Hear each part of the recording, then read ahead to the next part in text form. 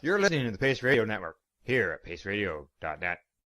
The views expressed by the individuals during this broadcast are their own opinions, and they may not be the same as those of their group or other organizations they may be involved with. Oh yeah, baby, that's lovely.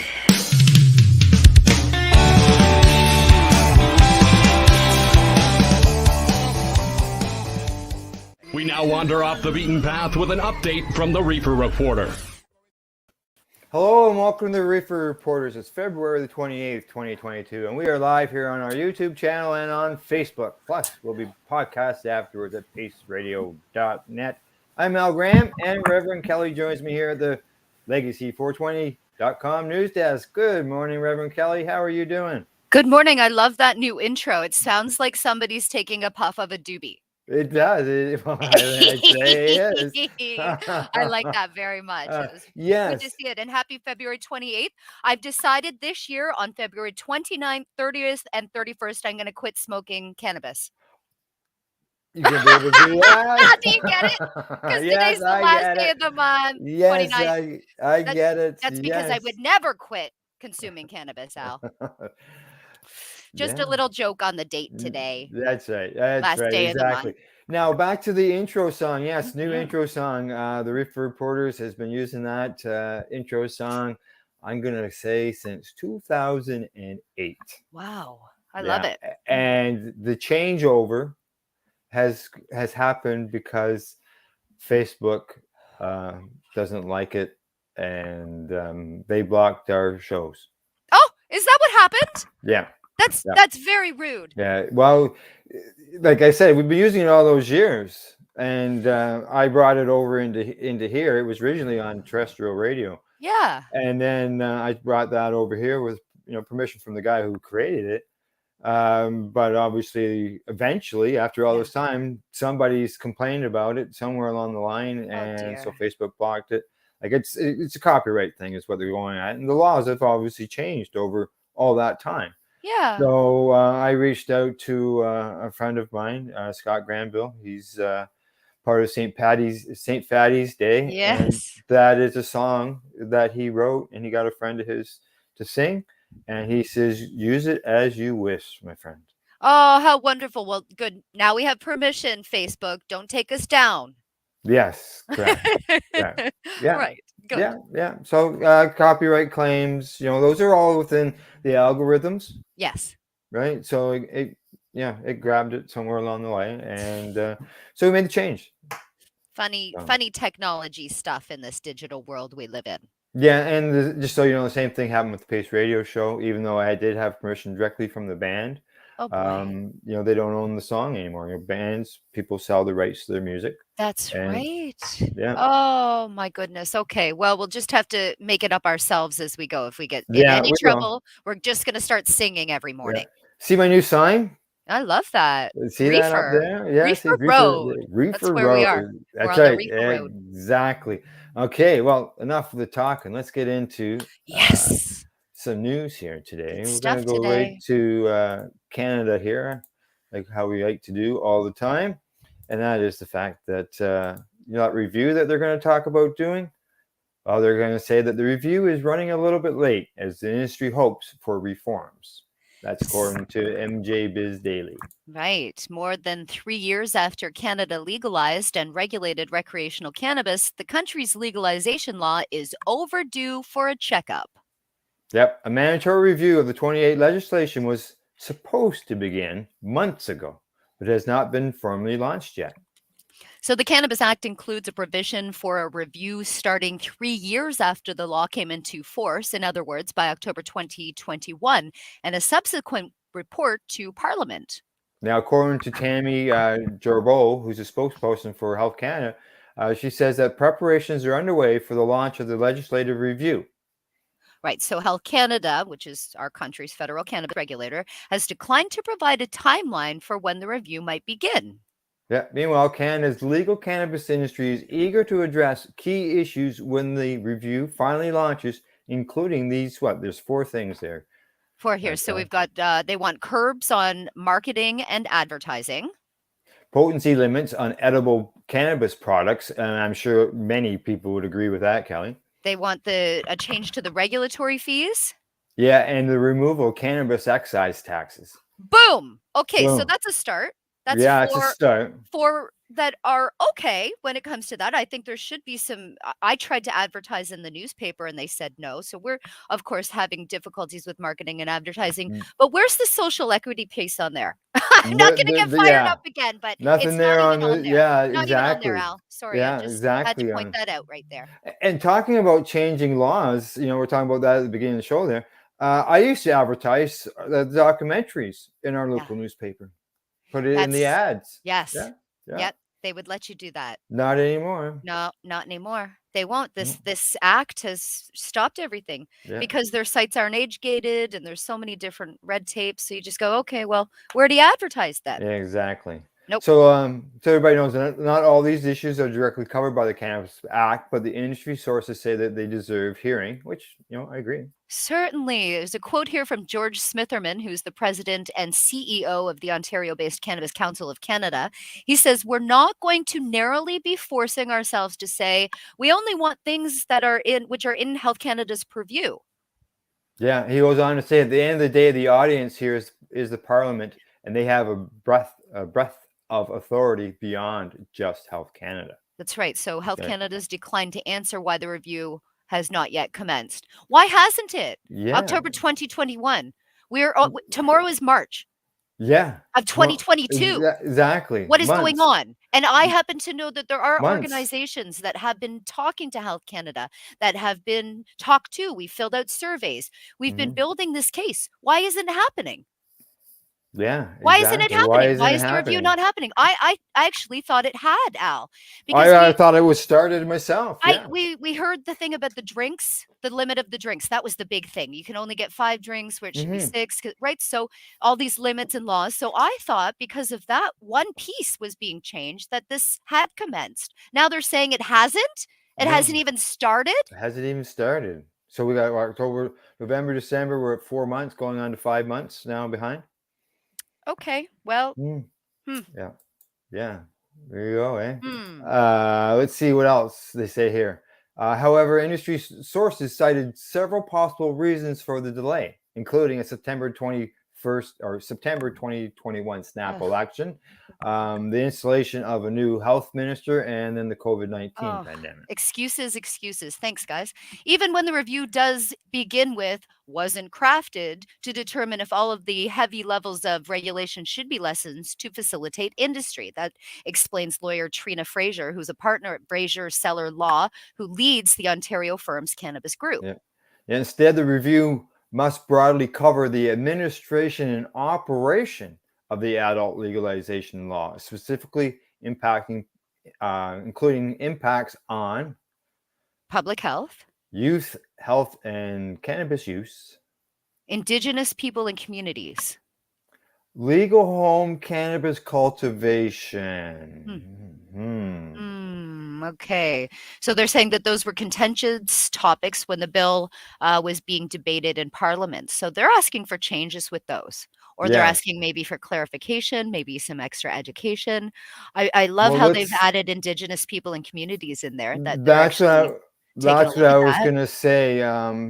That's touching on the equality part of things. Yep.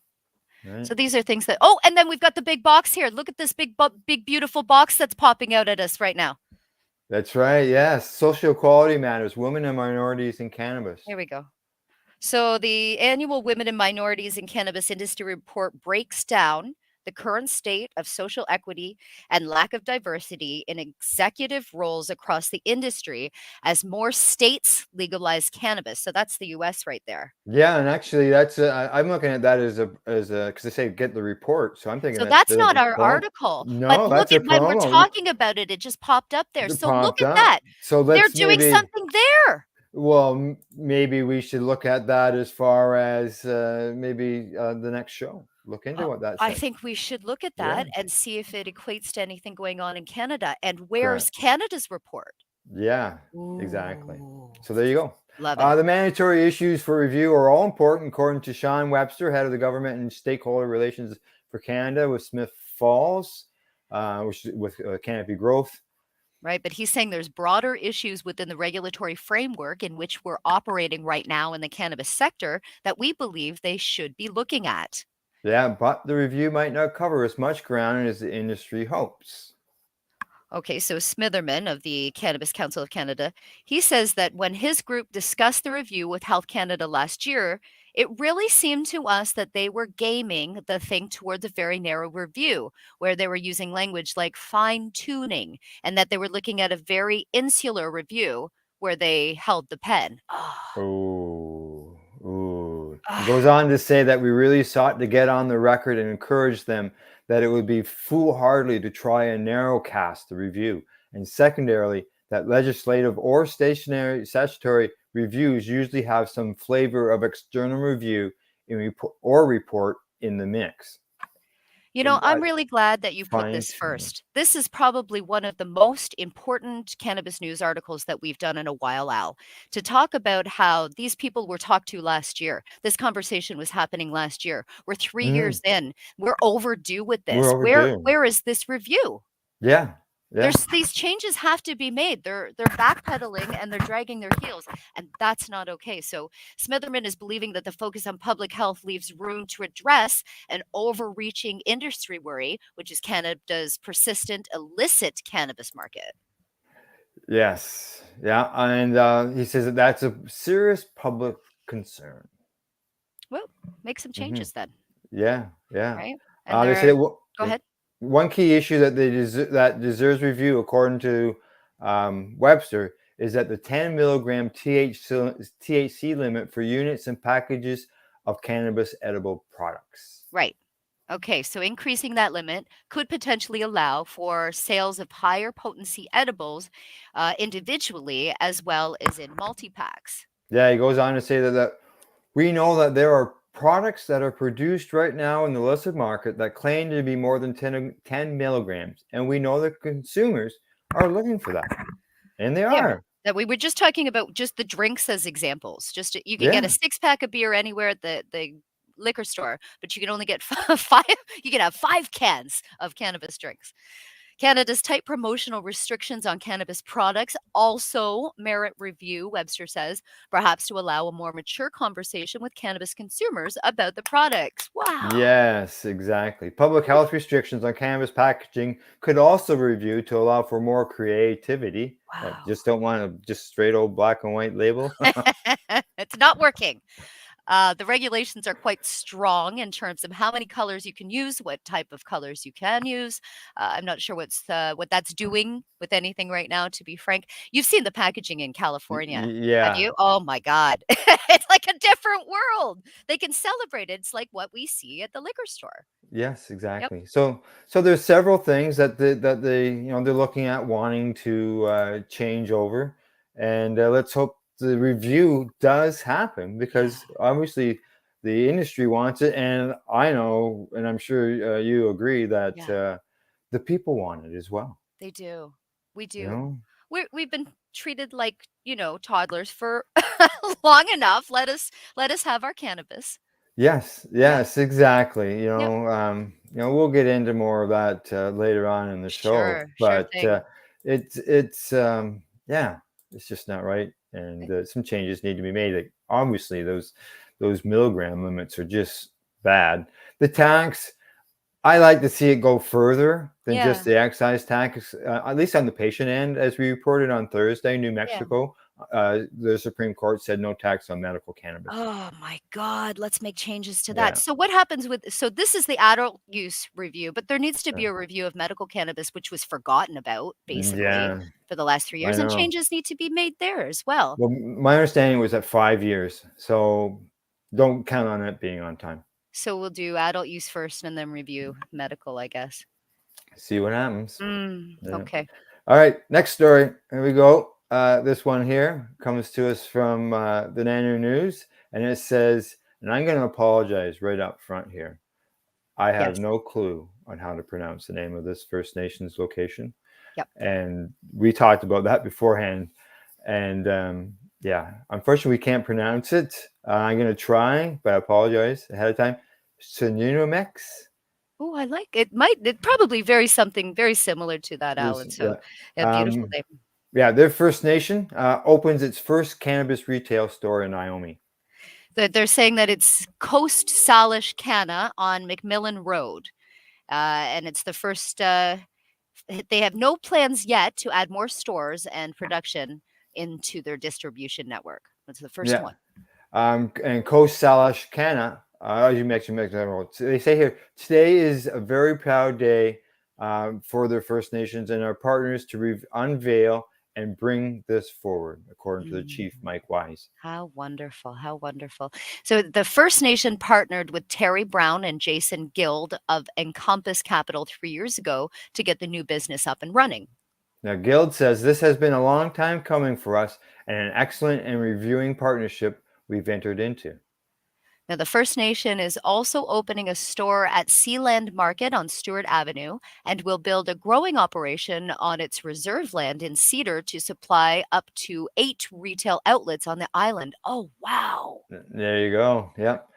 They say that Gil goes on to say it's a game changer for the nation. It puts them in the right position to be able to supply and put a micro grow here and literally supply your own stores. Oh my goodness, I'm getting goosebumps reading this story. The BC Liquor and Cannabis Regulation Branch currently has few Indigenous growers and operating companies in the province, but this is going to spur morale. This is going to... For sure, yeah. Oh, wow. Yeah, yeah. There are some that are Indigenous associated, but to become a true Indigenous grower on the island is very special, according to Brown. Yes. Now, this First Nations cannabis retail and supply agreement with the provincial government under Section 119 of the Cannabis Control Licensing Act, it's the second of its kind in BC. The agreement is seen as another way for First Nations to provide employment for people in their communities and add another enterprise in ongoing efforts to achieve economic self-sufficiency. Now, that's according to a press release from the province last year. For our community to be involved in this business, it's a big step for us, and we're very excited, Wise says. We've come to this looking at it at other opportunities as well as this. Whew. That's amazing. So Great there story. you go. They would say, I would say that, they're in the legal system there in BC. Yeah. And I look at it as we have 3 systems of cannabis in Canada. We have the system that we look at as our legal recreational system. Yep. We have our Indigenous system. Yep. And we have our illicit system. Absolutely. Yep. In that adult use side, and then of course our medical. Yeah. So that's I see that. I agree with you too. And if we can get more, if they can happen in Ontario, some of our wonderful friends might have some ideas with that. That's right. Exactly. Beautiful. Kelly, just so you know, I've just erred in my ways and I've just closed the next story. Oops. Shall I start? It's a good one.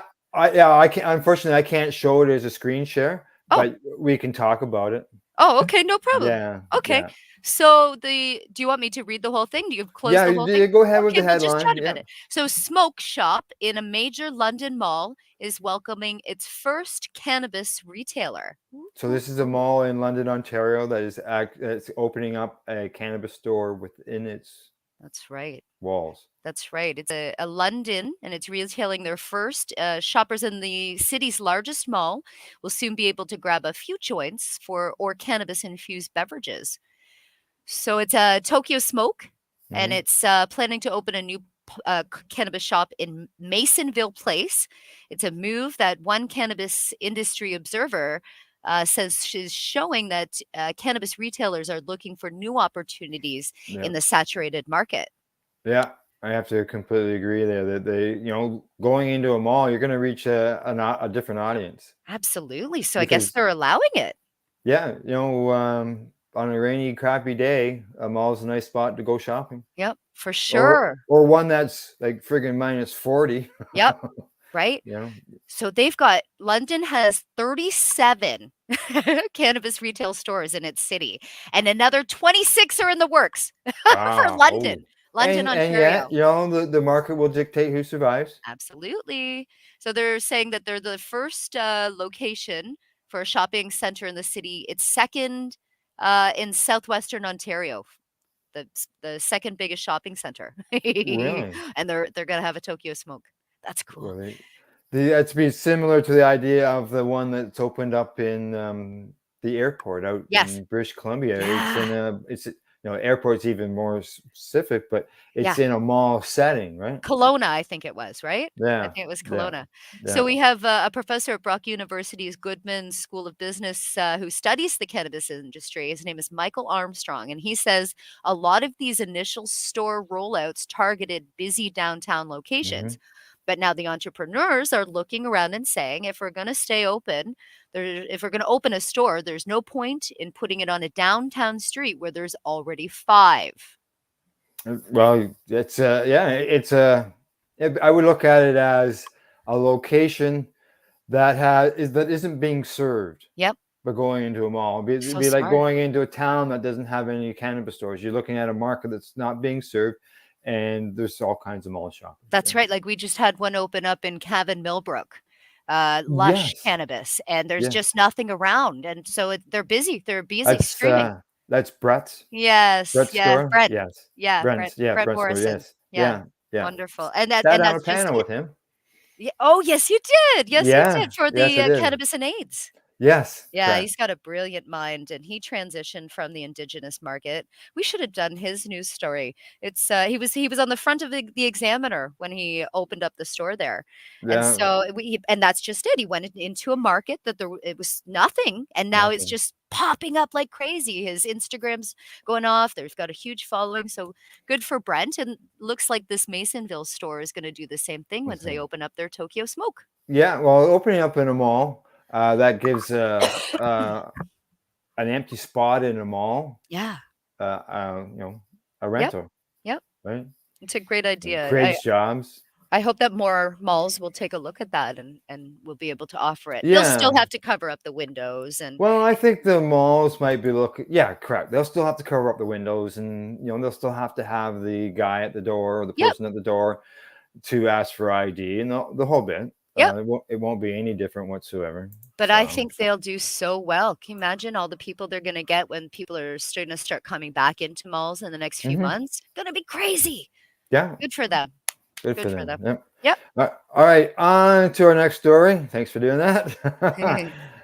And this one is a letter to the editor, and it says cannabis facility evidence of another planning failure, and that's in Oro-Medonte. Oh, I gotta get Right. that. All right, Yes. that's I near don't you, is it not? No, I'm in Orono. Well, it's sorta in the Barrie area. Okay, to the Oro-Medonte? north. Yeah. It's a recent public meeting and it's featured politicians from 3 levels of government who were more than willing to blame everybody else, including the federal government, for cannabis farm problems. That's right. Stop the blame game. Stops right here in this county. The mayor and his crew own this one. This is a letter to the editor. Let's remember. Keep going. Right. So it's the Shanty Bay, and it's a historical settlement stepped into tradition, and now it sits right next to a cannabis farm, wired and cloaked like a prison. To all that pass, the cannabis prison is a visual reminder of yet another planning failure. The people of Oro-Medonte, I think that's how you say it, particularly Shanty Bay, deserve better, and they deserve answers from a township that continues to fail them. I know. I used to live in Trent Hills there, Yeah. Warkworth Yeah. area. They have a prison, and you drive by it, and it's got a big fence around it. Yes. Now, according to one reason, it says the mayor has claimed that the township was powerless to stop the development of the cannabis operation at Oro Station. A first planning mistake may be forgivable, but a second one, when we have to have at least 5 planners on staff, once the stench and the problems of the lights and the noise of generators become obvious in Oro Station, why didn't the township immediately take steps to protect all settlement areas from this legal to grow agricultural crop or product? Sure. Okay. So, conflicting agriculture uses that create foul odors, such as hog farms or chicken farms, are typically set back from settlement areas. Experts in land use planning believe that the most effective way to avoid conflicts is to separate land uses. Why wasn't a buffering approach adopted in Oro-Medonte once the mistakes of Oro Station became obvious? Al, have you ever smelled a chicken farm? No, I haven't. But I can tell you, I know of a situation that of east of me where they wanted to put in a hog farm, and the community was really upset about it because they were worried about the stench, Yeah. and they were arguing over the location, the settle, how far back from the community it had to be. It's it's those are some of the worst smells I've ever smelled in my life from hog farms and chicken farms. There's some in the area close to the Yeah. lounge. They're not even close to what a cannabis No, no, no, they You know wouldn't. what I mean? Like, Yeah, cannabis no. smells like a plant in earth, and these it's oh my Well, goodness. They're comparing it. when I lived in Campbellford, just around the corner from me was a chocolate factory. Mm. Okay, and everybody would think chocolate. Oh yeah, chocolate smells Yes. good. But Yeah. I'll tell you, there was times that I just hated the smell of it. Because it's too strong, and It's just, I get yeah, that, I maybe get they that. burnt it or Yeah, something. There was yeah. so just because it could be something nice like chocolate, Yep, it doesn't mean that it's going to smell good. yep. And cannabis smells better than a hog farm, I would think. Absolutely, come on. So they're going on to number 3 here, where it's saying that council has passed an interim control bylaw that was supposed to freeze new cannabis farms, and asking why did the township issue a building permit to a cannabis grower that started building after the interim control bylaw was passed. They're really really whining, aren't they? Al, Well, what's going on? maybe he's got, some people say maybe like on that one last comment there, number 3, that maybe the person has legit beef there. Like, why did they go ahead and approve something that was supposed to be put on hold? Yeah, Yeah, but I know what you mean. yeah. The township is now attempting to limit an agricultural product to industrial zones, an attempt that the informed see as futile. Mm. Homeowners at their own personal expense are paying to help the township defend this approach. If the Wow.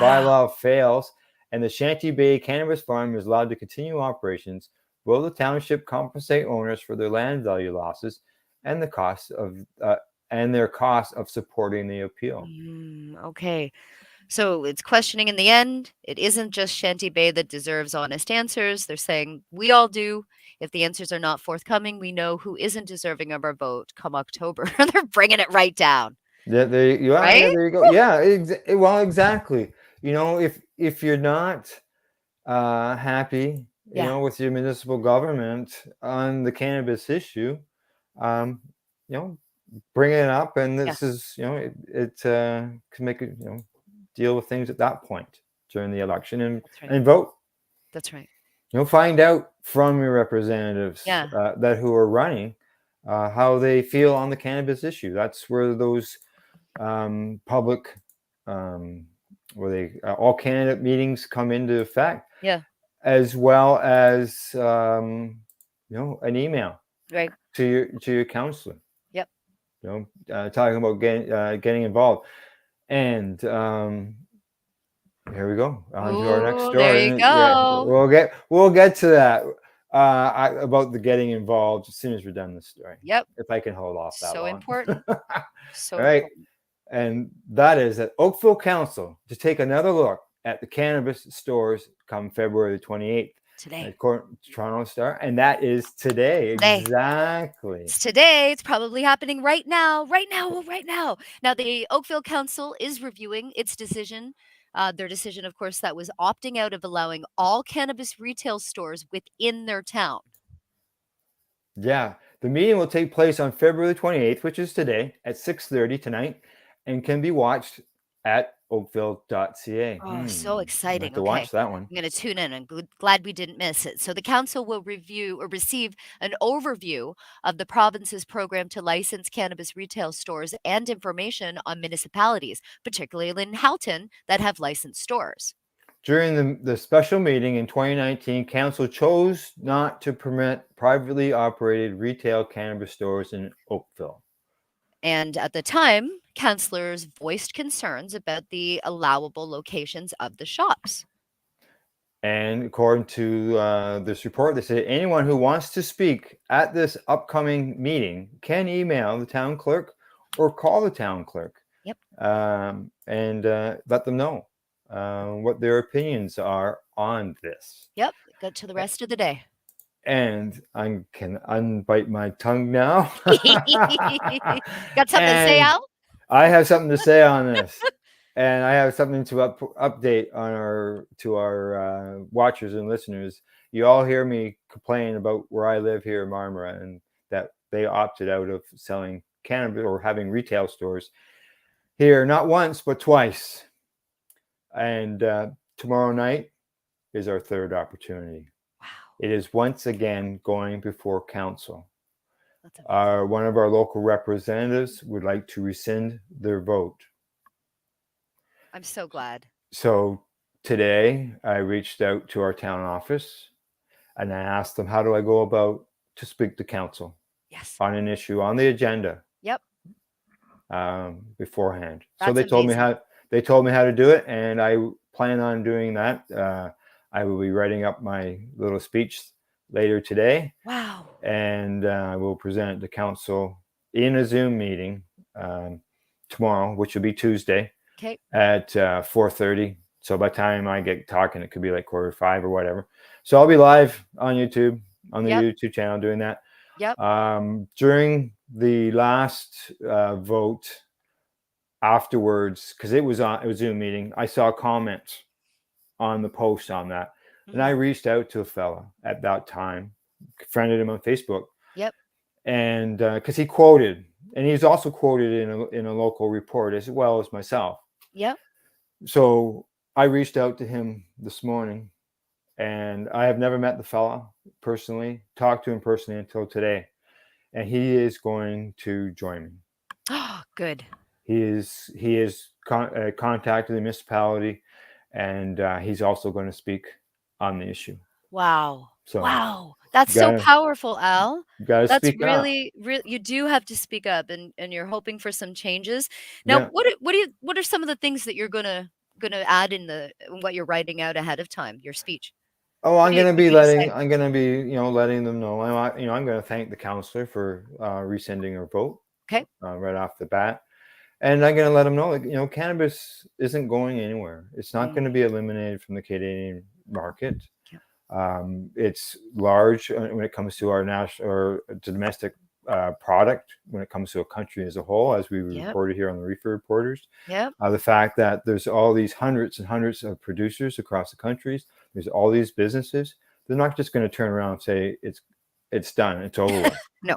Right? It's going to hang around. Yes. I'm also going to do discussing the fact of the National Cannabis Survey when it comes to that 50%, not 50%, but 53% of the patients, the people who access the store are patients. They say that they're going in there for medical purposes. Yeah, certainly. By not allowing the store, you're not allowing them access. And as you know, Kelly, that's something that I fight for the last 20 years. For 20 years, for 2 decades.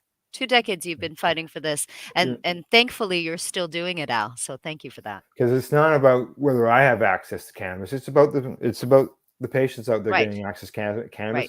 As well as it's a legal product here in our country. Why should our residents not have access to a legal product? Well, what is it they're still afraid of, Al? Because there's nothing to show there's been any, driving issues or addictions issues or like, what are they afraid of? Well, those were the issues early on. It was the driving, the youth consumption. And you can prove that. Prevalence of drugs in our community. Those were the first 3 reasons. And then there was some concern about, did enough people do the survey? I've got some information of other locations when it comes to surveys, such as the municipality I used to live in. I have their numbers and how they voted. I have numbers for a recent vote that was held by another community across the province, which is 3 times bigger than our community, and their numbers. I have them as well. So I'm going to sort of present that stuff in our discussion, as well as the fact that within our town we can buy. My wife bought me a T-shirt with a cannabis leaf on it. Yep. at a hardware store. See? We can buy bongs and pipes at the gas station. Okay. Right? We can buy cannabis online. We can grow it ourselves here. Yeah. We can go to the town beside us, but why should we go to another town? Do you have a beer We can store buy there? it here. We have Or a a beer liquor store. store? We have a liquor store. Oh, We can see? go to the grocery store and we can buy everything from barbecue starter to propane, which are explosives and which are more dangerous than cannabis. What can you buy tobacco there? Cigarettes? Oh, you can buy it. Yeah, in our town for sure. See? Yeah. See? There you go. So Okay, my friend. so keep our fingers crossed. Yes, and toes. And we can yeah. watch it on the YouTube channel 4:30 Yeah. tomorrow. Correct. We'll all meet together at Well, 4:20 it won't and be say a on. prayer. It won't be. It'll be on the municipality Okay. YouTube channel. It won't be on the Okay. Pace Radio Okay. end of things. I will probably be able to share it afterwards. All right. We'll look for that, Al, for sure. Thank you so much. You're welcome. All right. Well, it's break time. Woo! Yeah. Off to break we go. Reverend Kelly and I will be right back after our session. Meanwhile, you, our listeners and our watchers, will hear from our fine sponsors. You're listening or watching the Reefer Reporters here on our YouTube and Facebook pages. You're listening to the Pace Radio Network here at paceradio.net. A doctor's job is to relieve your pains. And when it comes to growing cannabis, the biggest pain is trimming. Let Dr. Buck Cannabis Trimming Solutions take the pain away. Whether you're a home grower or a commercial operation, we have the cure. From 4 plants to 400 plants, garden size doesn't matter. Dr. Buck Cannabis Trimming Solutions comes to you with years of experience and professional discreet service. It's simple. We trim your weed and we do a damn good job. Visit drbuckcts.com to book your trimming. At Legacy 420, we believe in being different. Experience the difference of quality control. Our labs provide tested formulations for all of our products. Experience the difference in trust. Our customers can trust that we are following up-to-date COVID precautions for their safety. Experience the difference in accessibility. We're open 7 days a week. Please visit our website, legacy420.com, or contact us for curbside pickup as well as nationwide mail order shipping. Legacy 420 values overall wellness. Come and experience the difference of Legacy 420. Did you know that the Pace Radio Network isn't just a radio network? That's right, because most, but not all of our programming is now done via video and is then podcasted at paceradio.net. So if you want to watch our programming, you'll find us on the Pace Radio Network's Facebook page, plus the show's own page, and you'll find us live on the network's YouTube channel. And don't forget, you can find it all, video and audio, at paceradio.net. BMA Hydroponics has everything you need to succeed. Visit our hydroponics superstore at 404 Maitland Drive in Belleville and we'll show you how to grow your own quality cannabis for pennies per gram. We're open Mondays, Tuesdays, Wednesdays, and Saturdays from 10 a.m. to 5 p.m. and Thursdays and Fridays from 10 a.m. to 7 p.m. Call 613-967-9888. BMA Hydroponics. It's worth the drive. The only way to go. Hi folks, Scott from stfattiesday.com here, and we're absolutely stoked to tell you about our brand new program called Pass the Peace Pipe and our partnership with Legacy 420 out of Nanaimo. We are absolutely proud to be partners with these people. They are an amazing group that have helped so many people with their amazing cannabis medicinal products. And we are working together to gather funds to build the first ever Indigenous specific opioid addiction center here in the Bay of Quinte area on Tyndonega land. So we need your help. We need you to repost this video and go to our GoFundMe campaign, because on this October 17th, St. Fatty's Day, we are going to be starting the campaign where we pass the peace pipe from one side of the country to another to unite our country, to gather awareness, but most importantly funds to build opioid addiction centers across the nation, one build at a time.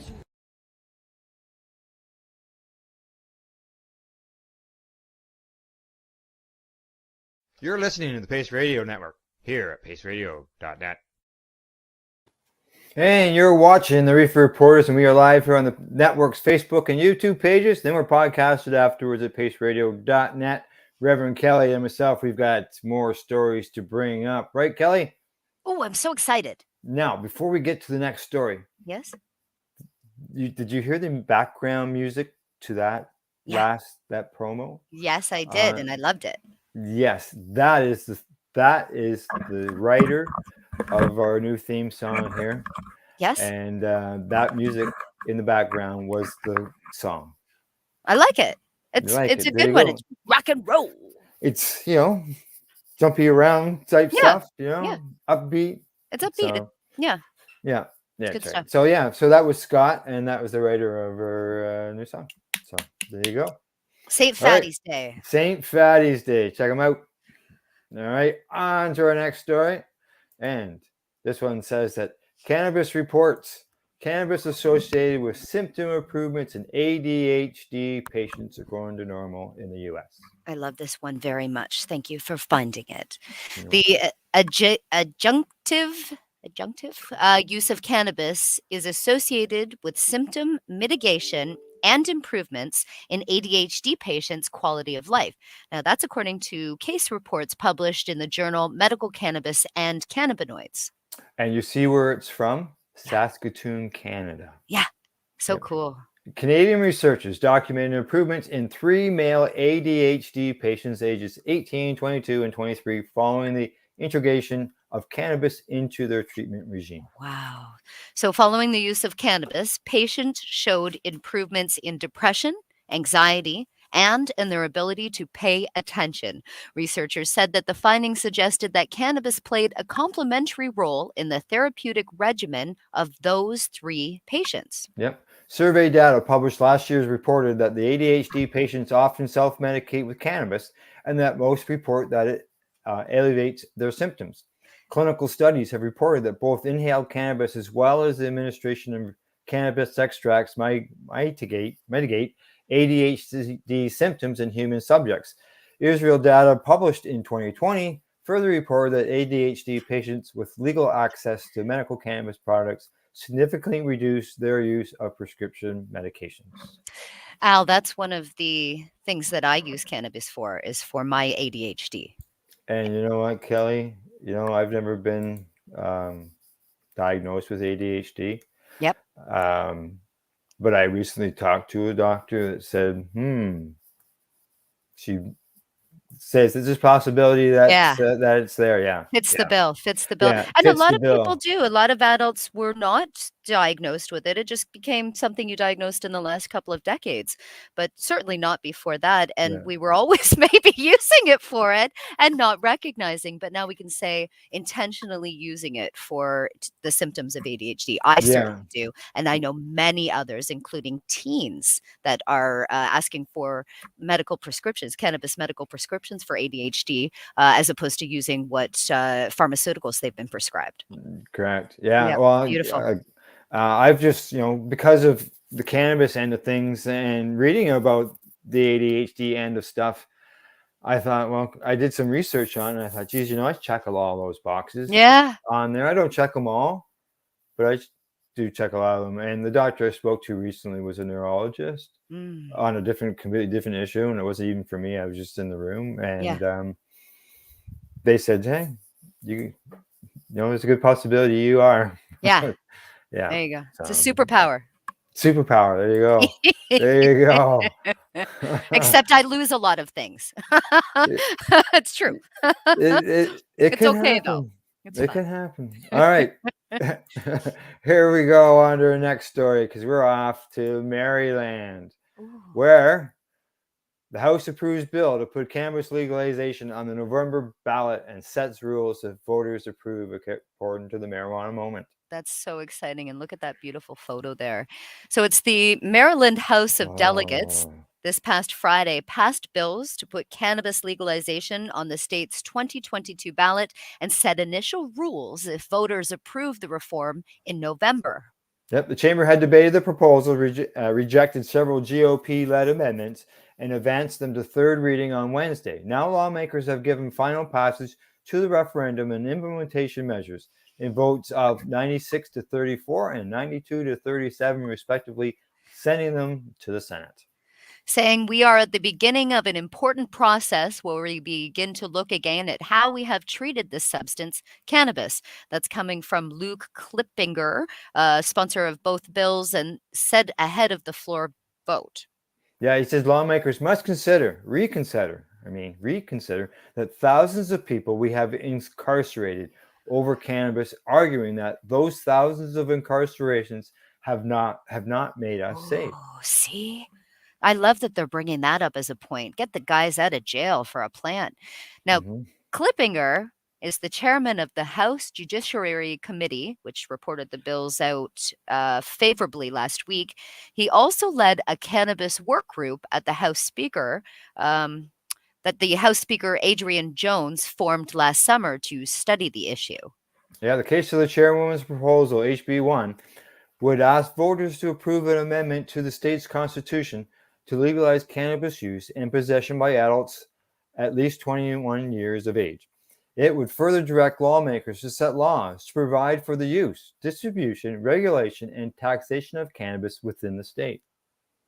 Okay, so Clippinger's second measure, which is HB 837, is designed to set up initial rules for a legal cannabis market if voters approve the policy change. Yeah, it specifies that the purchase and possession of up to 1.5 ounces of cannabis would be legal for adults, and it would remove criminal penalties for possession of up to 2.5 ounces. Adults 21 and older would be allowed to grow up to 2 plants for personal use and gift cannabis without remuneration. So 2 plants isn't a lot. Not enough. More. Yeah. Past convictions for convictions for conduct made legal under the that didn't make sense. Conduct.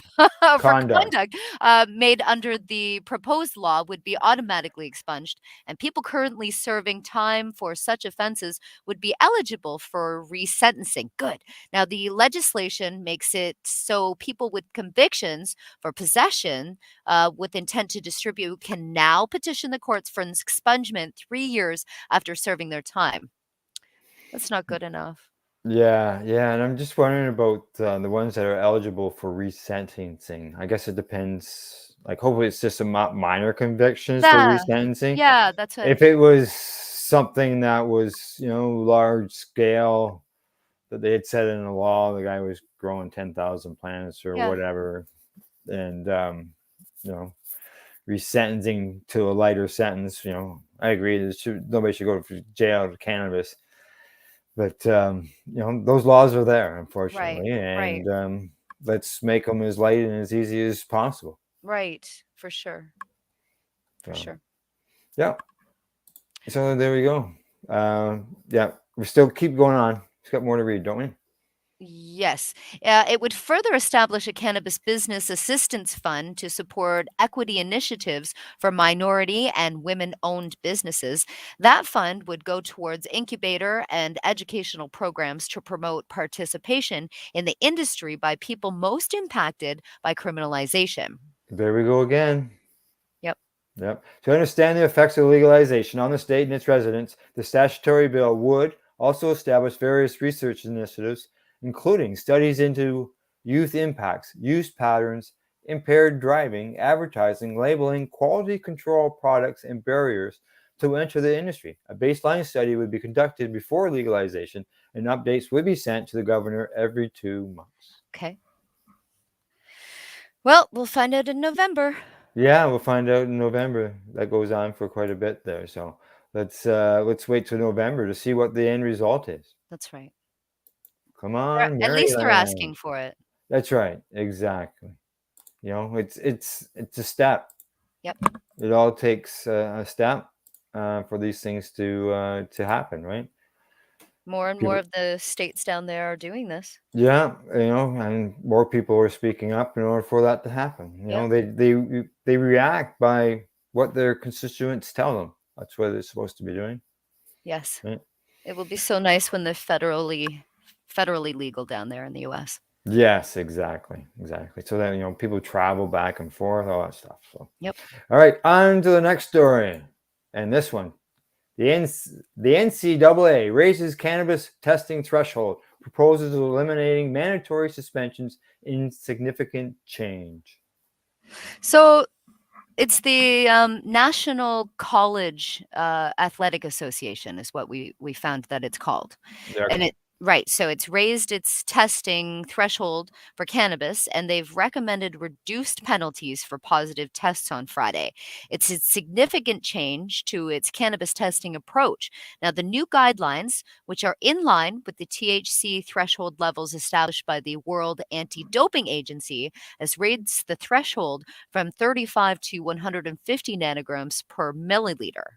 So they've upped it 400%. They've upped it 400%. Yep. The NCAA also recommended a new penalty structure for positive tests that allows athletes to remain eligible if the Wow. school offers a management plan and education. The new structure must be adopted separately by each NCAA division as part of their bylaws. Okay, And so it's saying that the proposal would look like this. The first positive test, no loss of eligibility if the school provides a management plan and education for the student athlete.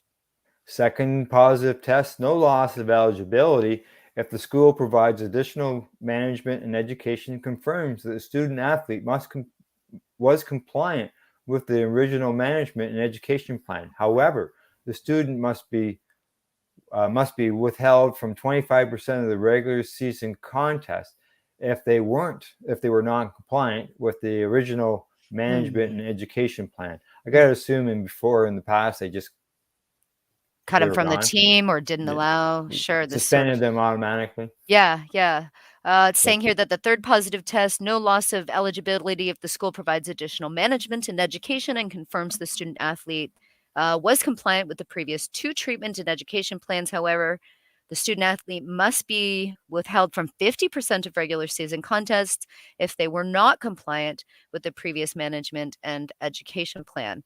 So, this is, I guess they're saying maybe they cannot use medical cannabis. Well, they're going by the amount that they can consume, right? That's in their system. Right. Yeah. Now, this next line, I think, gives us an idea of what it used to be. It says previously, an athlete who tested positive for cannabinoids would be ineligible for half a season and would remain ineligible until the suspension was fulfilled and the athlete tested negative according to the Division I manual.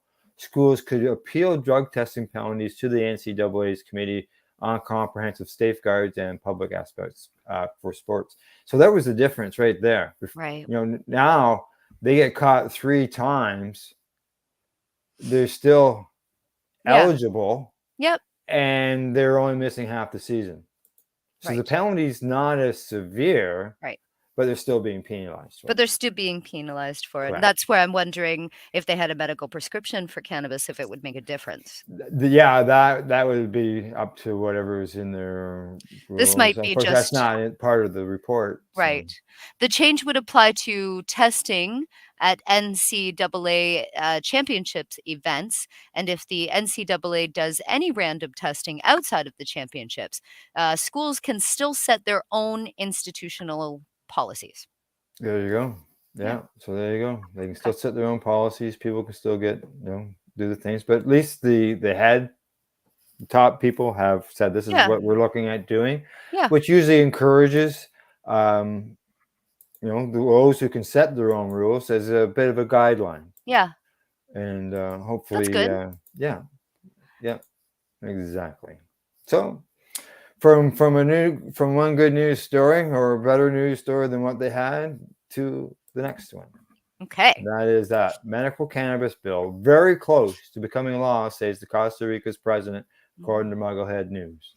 Fingers crossed. After Costa Rica's president partially vetoed an otherwise approved medical cannabis and hemp bill last month, legislatures have again pushed it to the final stages, and it may become law in the coming days. Yeah, on Thursday, the country's legislative assembly approved the modified bill in a 36-3 vote after its first reading. A second reading and voting are expected next week, which will be the final steps before being signed by the President Carlos Alvarado Quezada.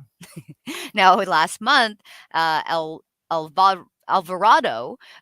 presented a counter proposal that modified the bill, notably removing the provision to allow personal cultivation. He argues the activity doesn't have any economic benefit and would put the public at risk for substance use disorders while enriching the black market. I remember we reported on that. Yep. Yeah, it'll Yep. be interesting to see what the changes are because they haven't told us what the changes are yet. No. So it'll be interesting to see what they tell us. Greedy. Hopefully he didn't get his way because that's just about money. Greedy. That's not about helping the people. Nope. Greed. Yeah. Greed. Before the partial veto, the bill was approved by for the first time by the Legislative Assembly in October and a second time in December. Saying the approval is the first debate on the medicinal cannabis and industrial hemp project with the changes that had suggested means that we're very close to it becoming law. I thank the deputies who voted in favor of the new text, which will be of great benefit to Costa Rica.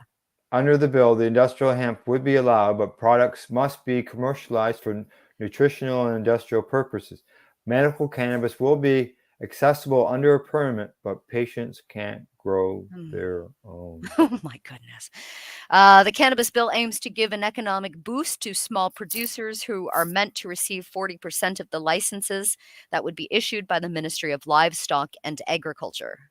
Yeah, the legislation was originally proposed in 2019 by lawmaker Zola Rosa Bola Pacho.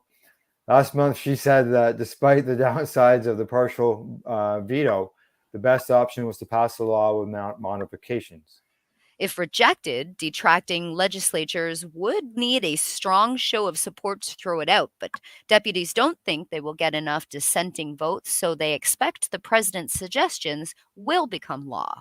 Deputy and Environmental Committee President Paulo Vega said during the discussion that the bill is one of the country's most studied pieces of the legislation, but the president's changes removed some of its strength. Now, despite this, she says basic rules and a legal framework have been set so the country can now enter the global hemp and medical cannabis industries. Yeah, with this, we open the opportunity for the country to generate multiple jobs and positions in high caliber market niches such as Asia, the European Union, and North America, she says. Okay. Yeah, there you go. Do you think it will go through?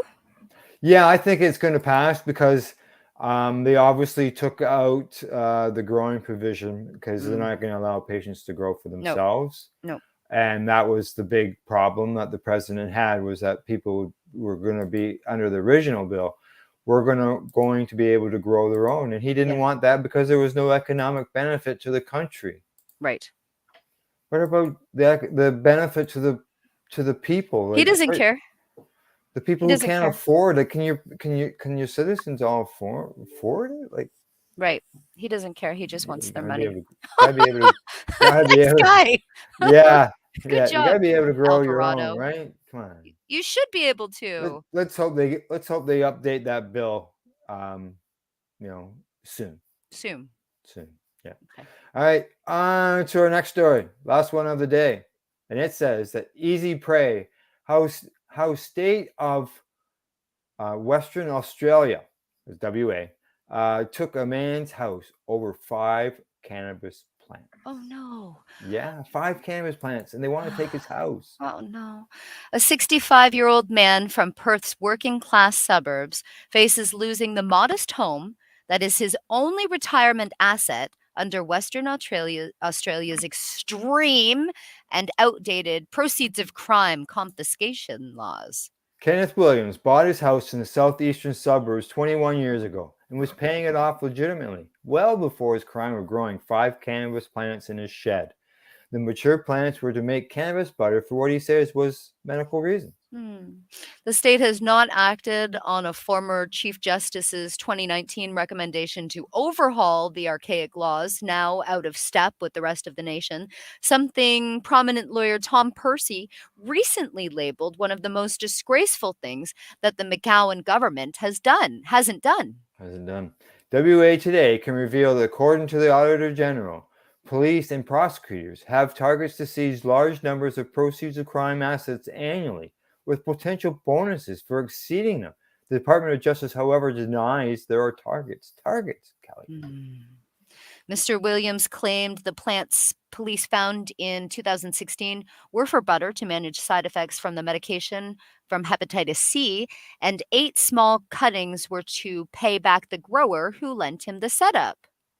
Yeah, Mr. Williams says that it was going to be something that I could put just in the fridge. Like, Yeah. I wouldn't have to worry about chasing people to get cannabis off of. So Mr. Williams admitted to police that he had grown cannabis in his shed and given some away, which led him to pleading guilty to one count of cultivating a prohibited plant with intent to sell or supply in 2017. Yeah. He probably, who knows, maybe he took a plea deal. Sure. Took a plea deal because, if the other option was worse. So he takes a, probably, it doesn't say plea deal, but could have. And he got fined $3,500 and $169 in court case costs. Okay. That was it. Okay. That was Fine, $3,500, $170 in court case. Okay.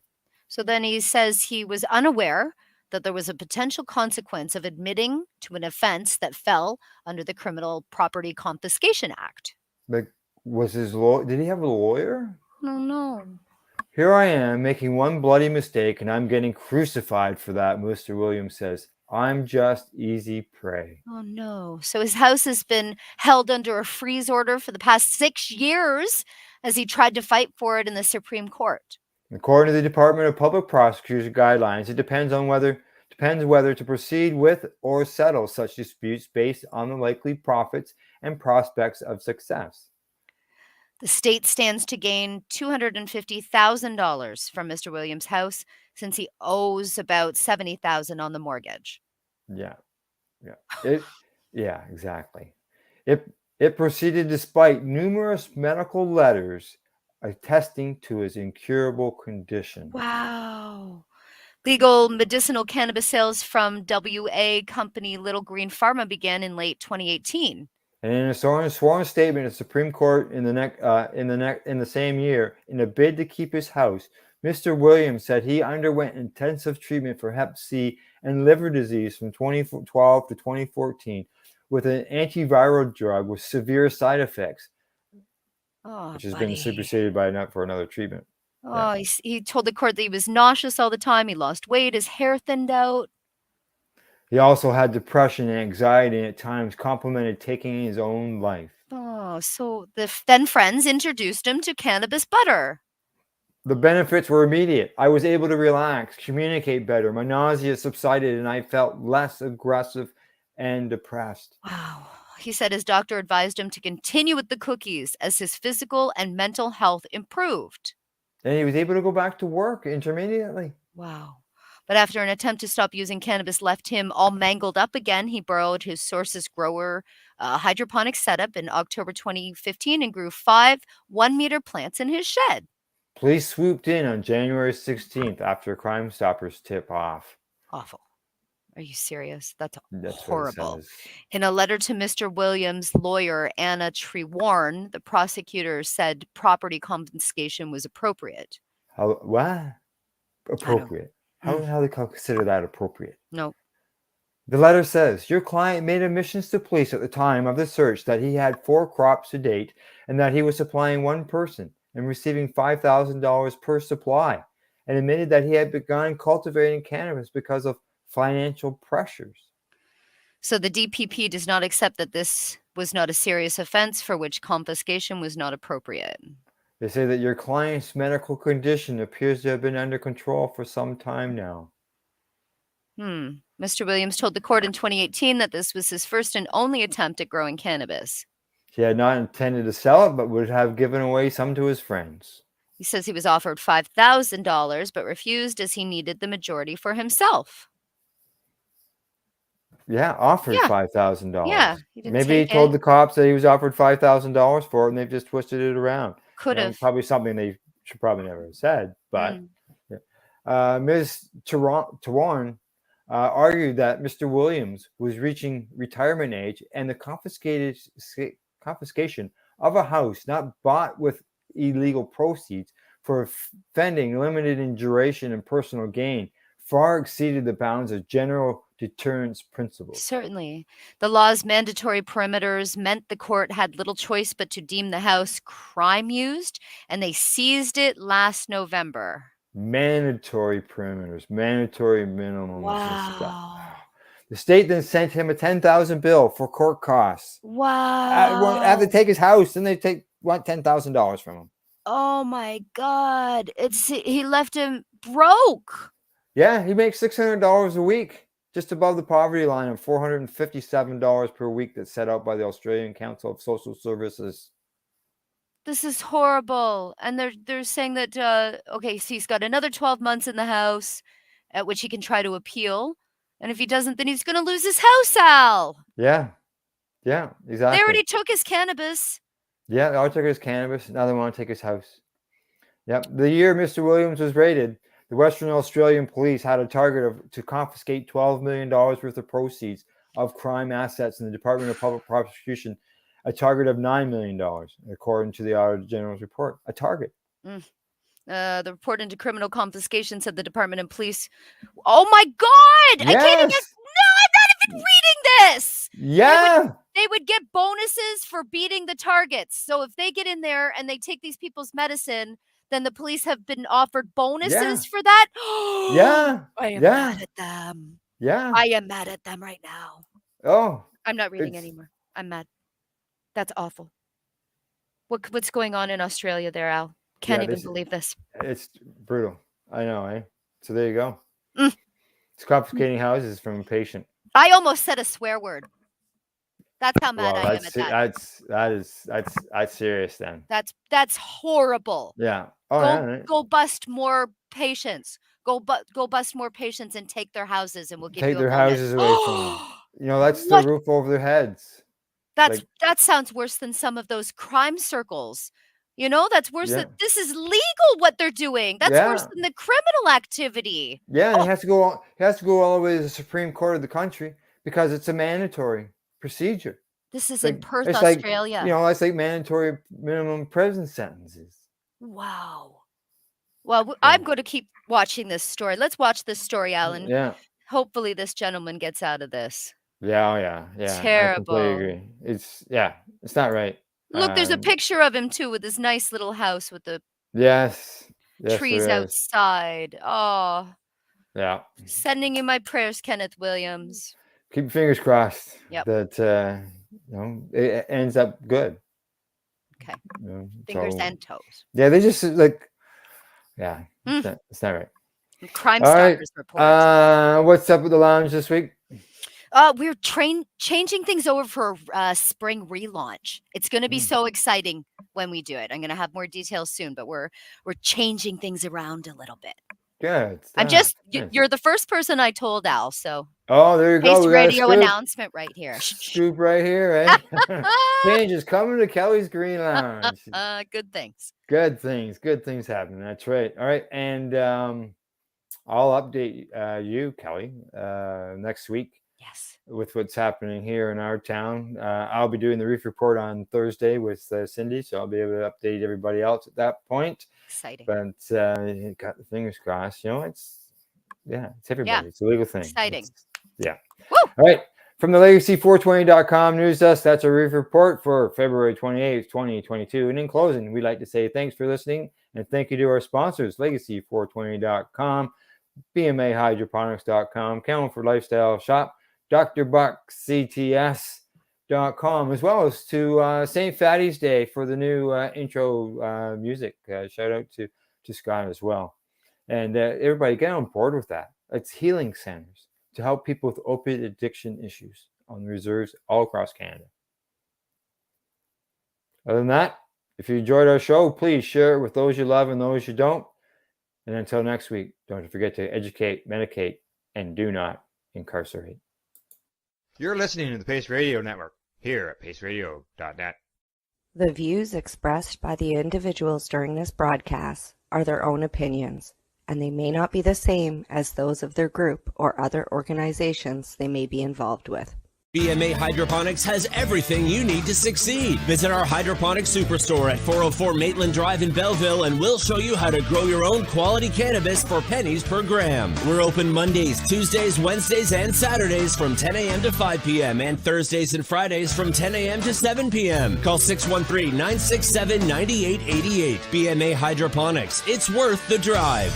The only way to go.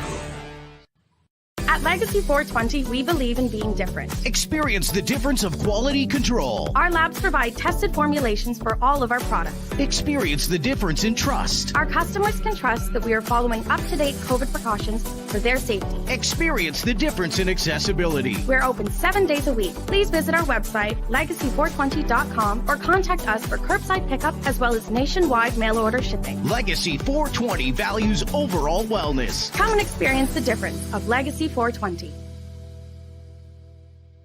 Did you know that the Pace Radio Network isn't just a radio network? That's right, because most, but not all of our programming is now done via video and is then podcasted at paceradio.net. So if you want to watch our programming, you'll find us on the Pace Radio Network's Facebook page, plus the show's own page, and you'll find us live on the network's YouTube channel.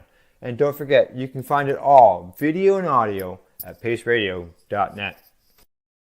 A doctor's job is to relieve your pains. And when it comes to growing cannabis, the biggest pain is trimming. Let Dr. Buck Cannabis Trimming Solutions take the pain away. Whether you're a home grower or a commercial operation, we have the cure. From 4 plants to 400 plants, garden size doesn't matter. Dr. Buck Cannabis Trimming Solutions comes to you with years of experience and professional discreet service. It's simple. We trim your weed and we do a damn good job. Visit drbuckcts.com to book your trimming.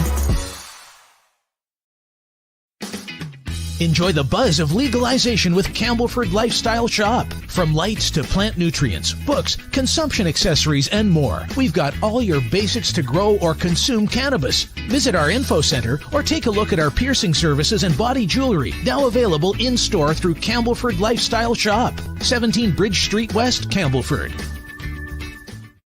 You're listening to the Pace Radio Network here at paceradio.net.